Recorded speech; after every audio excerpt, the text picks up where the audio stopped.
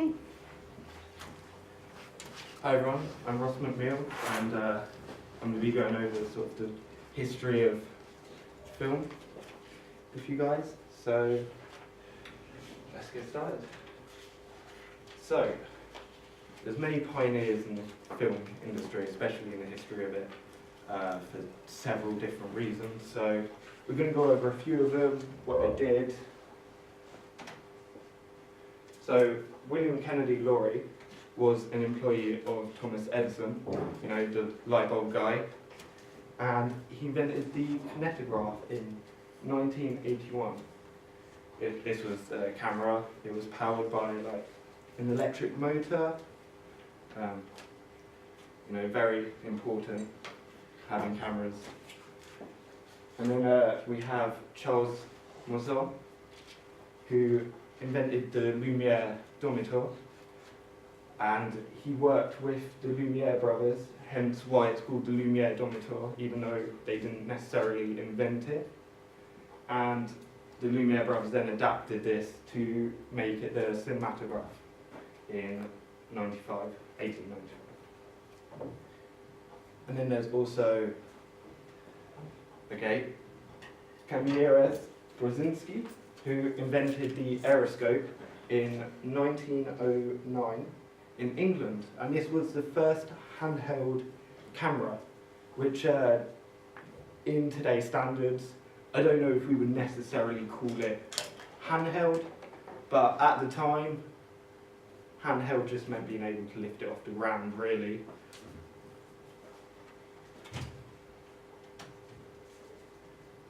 And then there was P.J.C. Jansen, who was a philosopher and a cinematographer. He was known for The Passage of Venus. There was Louis Augustin Le Prince, who was a director and editor, and he's known for the Roundhay Garden scene, which I'm sure you all know of at this point. Then there was the Lumiere brothers, who have been mentioned previously, and they are known for several key films. One of them is The Arrival of the Train, which is quite funny because people ran out because it was almost the first scene of cinema. And then there's George Méliès, who was an experimenter, and he created A Trip to the Moon in 1902.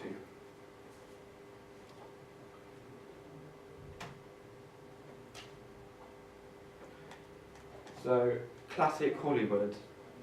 This is 1917 to the 60s. Hollywood was using all of their work to give this image of better life. They wanted everyone to watch these films with the basic narrative structure and almost have a bit of escapism. They were never too far-fetched so that you wouldn't quite believe it, so there was no sci-fi.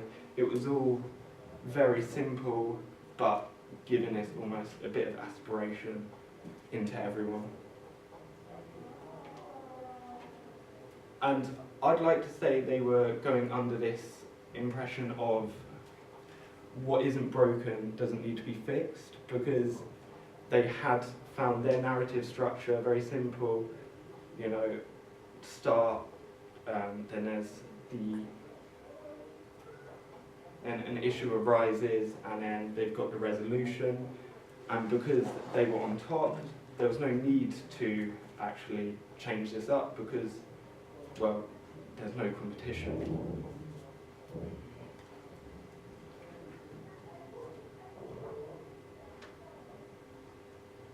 So the star system is the use of actors as commodities. So this means they were using them more as a product rather than a person, and they weren't really interested in what the actors wanted to do, what they wanted to get up to with their lives. They were their product. So this means that they were interested in keeping them in certain relationships with, you know, other actors. They weren't allowed to just go out and go down the pub for a pint because it might look bad. They need to they needed them to have this very specific life, and they didn't get much say in what that was.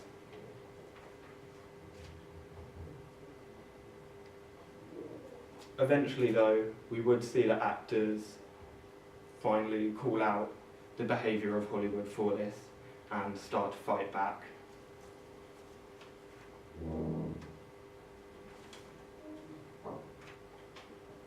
So the big five is Paramount, MGM, Warner Brothers, 20th Century Fox, and they were controlling the industry still with block booking.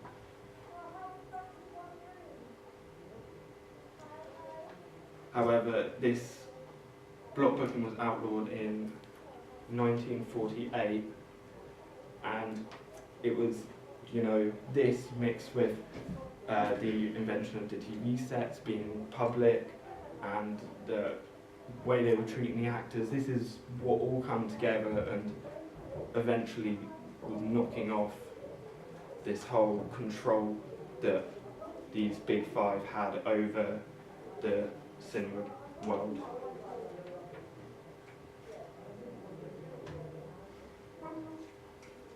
So when block booking was outlawed, we started to see, after this, more creativity coming out in people's work. So this was sort of jumped to the 70s, and we'd see Alfred Hitchcock and Tarantino, not Tarantino. We would eventually see them go against the codes and conventions of this very basic structure, and this is what led to cinema sort of jumping back and being more interesting. And again, it was these sort of movements and pushing forward that would lead to us having 3D and CGI, because without us actually moving forward, well, we might still just have the basic narrative structure today. We might just be seeing the same film, but instead of Audrey Hepburn, now it's Gwyneth Paltrow doing the exact same structures. So I have prepared a timeline activity. They are both exactly the same, so if you'd like to split off 3 and 2 maybe. And if I see how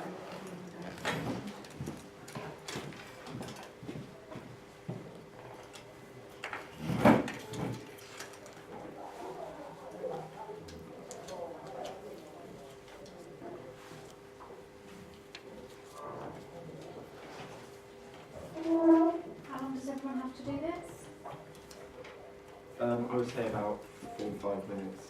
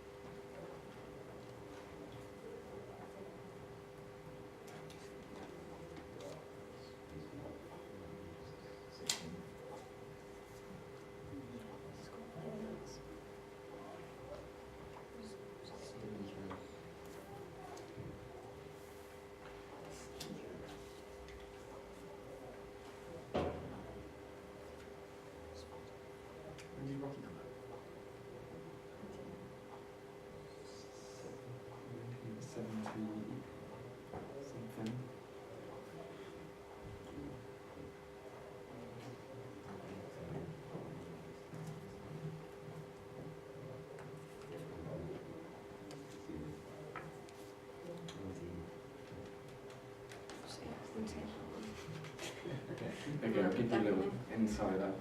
They were not placed above or below. They were already mixed up before I cut them up, so none of this repairing the page with work. Oh, so they weren't in order. No, they weren't, sorry mate. Good thinking though.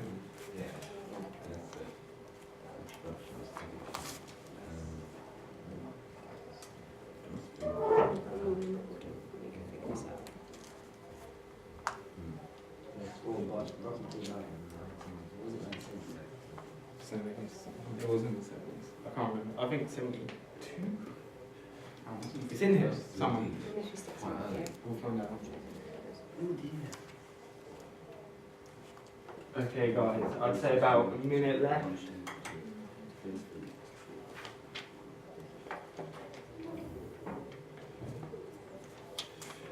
Interesting. You guys had the had it nice and set up very quick. However, there seems to be coming together now. Sometime it'll be somewhere here, 50s, 60s, must be like this one.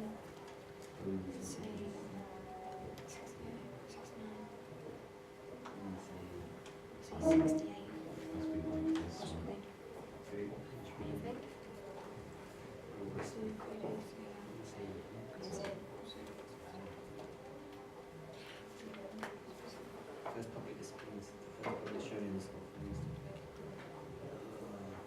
It's not going to really over here. Showing. That must be quite early then. Must be early. Technical. That's It's got this is going to be after. This is going to be after the adventure.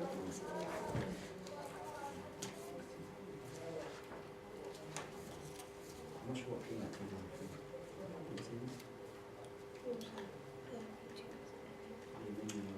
from. Okay, we'll call it 20 seconds and then we'll get into the answers. What kind of thing are you doing?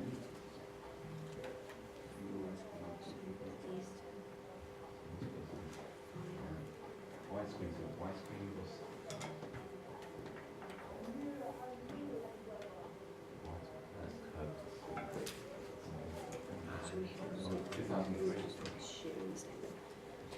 Okay guys, we'll take a look at the answers now. So, in 1888, it was the multiple inventors begin working on the various sorts of moving picture cameras. And then 1890s, we had the first public displays showing films that took place in 1890. Then it was the Great Train Robbery in 1903. It was the Edison Corporation producing the first Western. Then 1910, we had Edison inventing the kinetophone, making talkies an option. Then in 1927, we had the jazz singer was released. 1935 was the Technicolor. However, it was available since 1922, however it was rarely used. The McCarthyism was in 1948. Hollywood was threatened by McCarthyism, accusations of communism. Then in 1953, there was the invention of television and film needed to up its game. In 1953, we saw, we saw the release of 3D. And in 1968, we saw motion picture ratings introduced. This was G, PG, R, and X. PG-13 came significantly later. Then there was IMAX in 1969, created by Graham Ferguson, Roman Kreuter, Robert Scher, and William Shaw. And then in 1976, the Steadicam was first used in Rocky. HD was introduced in 1998, and both for 2003 we saw the home entertainment revenues exceed box office, and we saw 3D films becoming more popular with addition of new IMAX offering larger screens. Okay, so audiences in films. In 1900s, we saw the main target audience for films being the middle class. It wasn't for everyone, it was for middle and higher. This was bringing in 26 million a week in ticket sales. It was around this time we saw reactions to films like earlier that I spoke about, The Arrival of a Train, and ticket prices were lowered to make it more universal, and we saw the ticket sales rise to 90 million in 1929 and drop back to 46 million by 1955. So the film industry was on the decline and they knew something had to change. This is where we saw the increase in experimental films in the 70s aimed at a younger audience, which was typically 16 to 24. And we saw some great films, Star Wars: A New Hope in 77, Rocky was 76, and Alien was 79.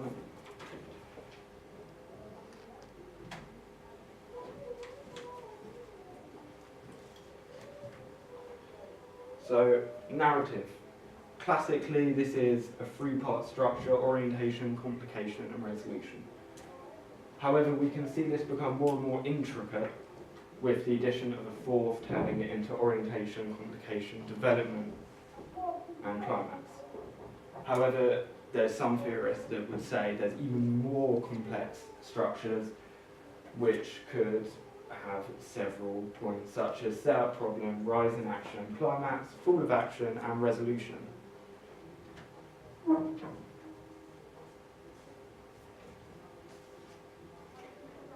So the first piece of narrative was the Lumiere brothers with the sprinkler of water. However, this was not necessarily intentional. They didn't really set this up to be the first narrative. This was almost a bit of luck. And because of this, a lot of people argue that it's actually Alice Guy who made the Cabbage Fairy in 1876 to be the first narrative structure, as we saw like props, and it seemed a bit more set up. And others would say the first narrative, fictional, is A Trip to the Moon by George Méliès. So, flashes. This is a type of action they would use in film to, again, give them even more complex structure.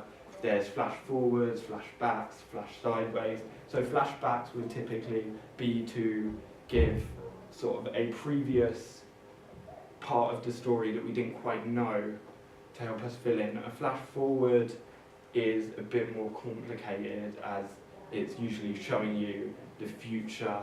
An example of that could be Doctor Strange, the Marvel film, where we see he uses his time stone to look ahead and see billions of different timelines. And there's flash sideways, which there's a film called Sliding Doors, which shows you the same story. However, it's she did get on the train or she didn't, and it get more and more complex as they get into it with different stories. So I'm going to show you guys a quick YouTube clip. So this is from Slumdog Millionaire. It's an example of flashbacks.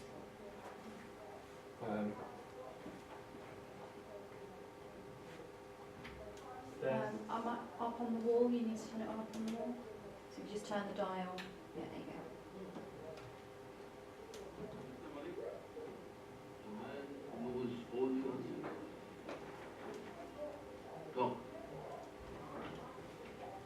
they can talk.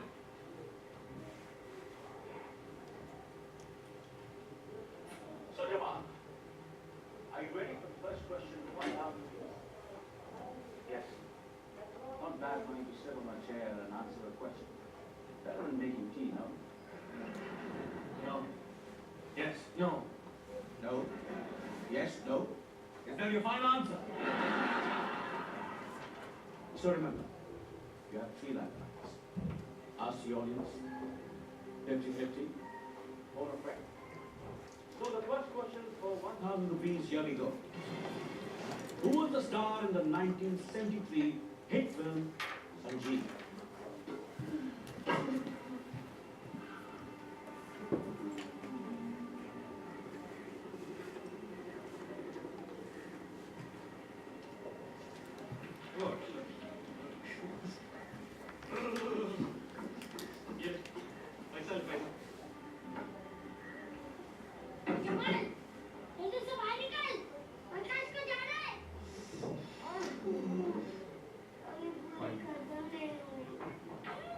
Time pass बंद कर यार बहुत urgent है यार शर्म आ रही है इस पे कोई टाइम लिमिट थोड़ी ना होता है लिंडी मेरी बॉर्डर पे आ गई है भाई जल्दी कर कस्टमर बाहर खड़ा हो तो सब टाइम लिमिट होता है जमाल पैसा दे मेरा चल पैसा दे साला तेरी लिंडी हट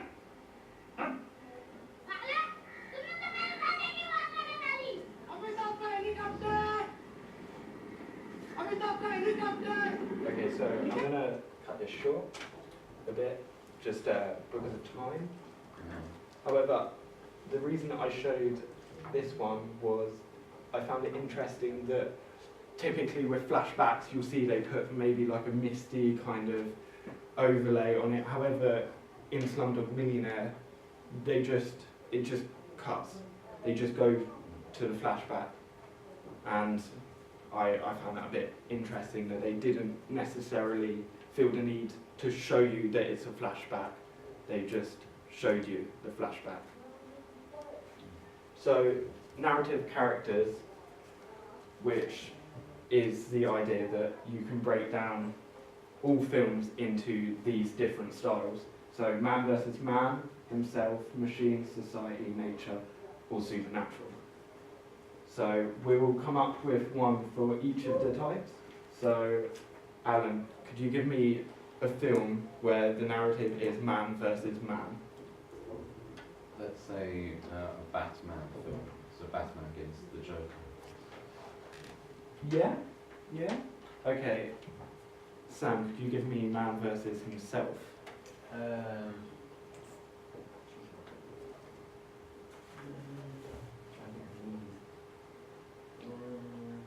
Okay, I'll come back to you. Shamari, man versus supernatural? Too many. Yeah.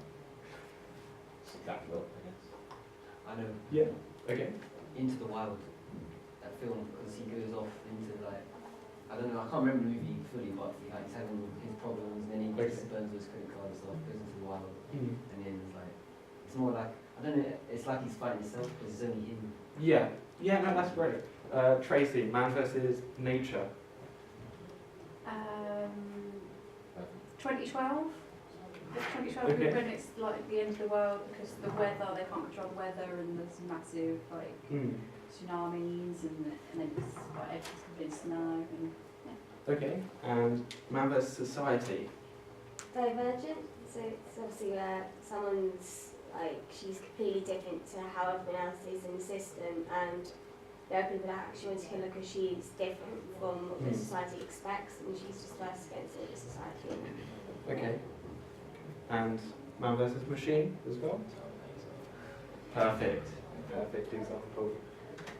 Okay, and there's also props character theory, which is the hero, the villain, the donor, the helper, the princess, the dispatcher, the princess's father, and the false hero.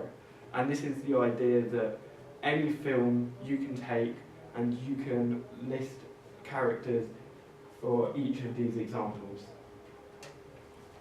So I'll give you guys, I don't know if you can read that from, can everyone read that?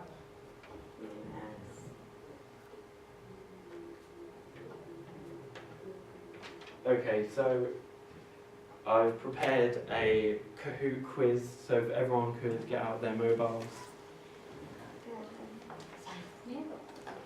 Playing so you can't win. Yeah. That's kind of a film which man is fighting against society. That's a great movie, that is. Yeah.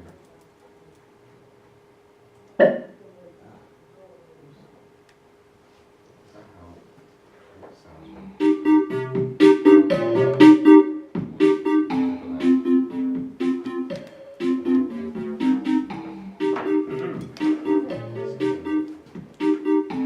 Would you like to use my phone, Emily? No, that's right. You sure? Yeah. Okay.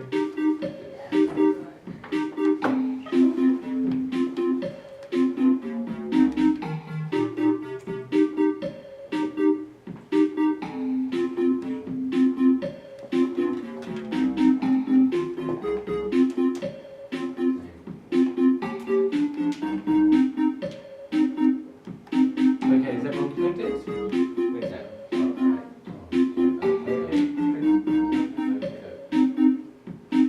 That's everyone, right? Cool.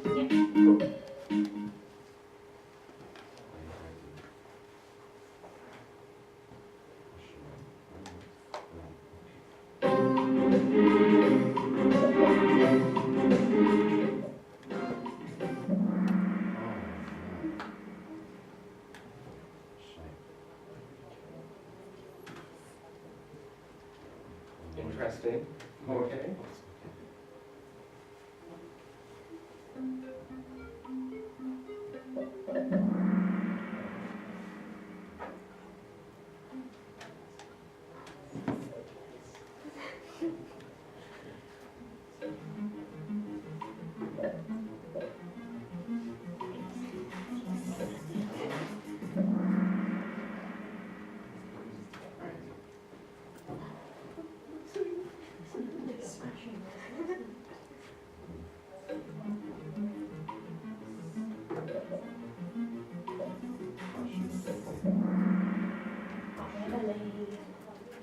I got it right. Wait, did I get it right? It was 7 on your phone. I know.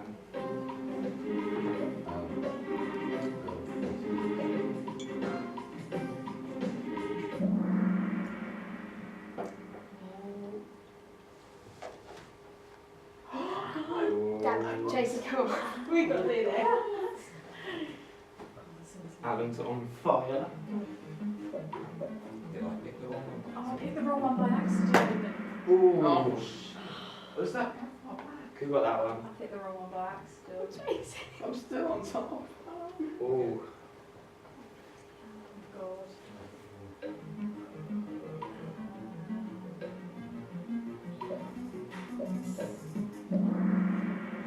That's a hard one. That was no one got it.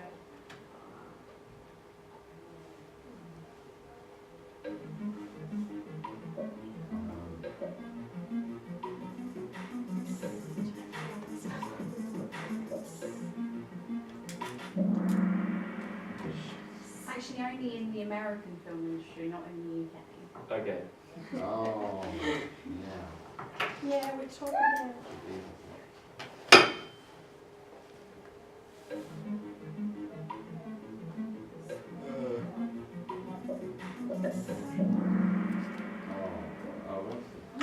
Have a salmon. That was the one that is not. Not a common one. Oh.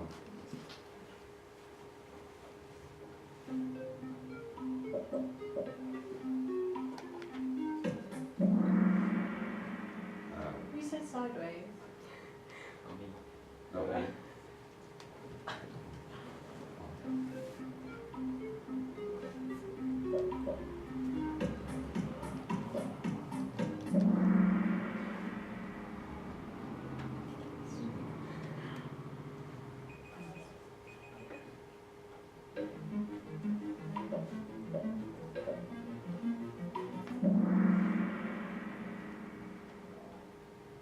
We're on fire, Emily. Okay, so it's the final Oh few God. questions.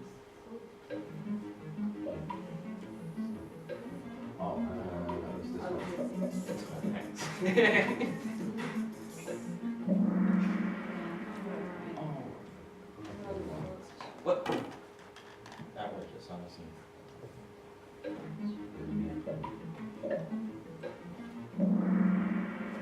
Very good. I would be honest. Oh.